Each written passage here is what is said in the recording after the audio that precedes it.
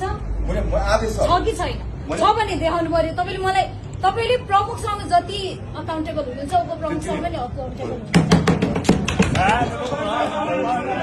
त्यस्तो हो भने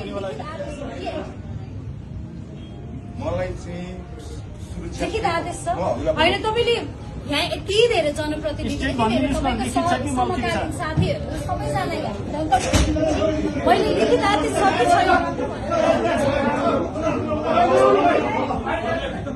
लिखित आदेश छैन मैले भने नि हजुरलाई भन्ने छैन। मैले कतिपय कुराहरू चाहिँ यहाँ भन्ने विषय पनि होइन।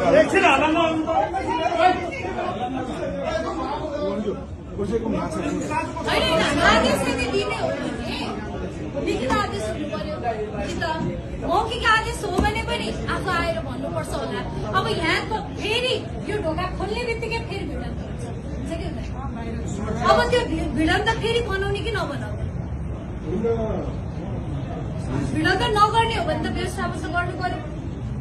अब त्यो व्यवस्थापन गर्नको लागि मैले तपाईँलाई उपप्रमुखको हिसाबले यहाँ निर्देशन दिइसके व्यवस्थापन गर्नु भनेर अझै तपाईँले त्यही कुरामा स्ट्रिक हुनुहुन्छ भने प्रमुखले अगाडि आउनु पनि सबैलाई जवाब दिनु पर्यो।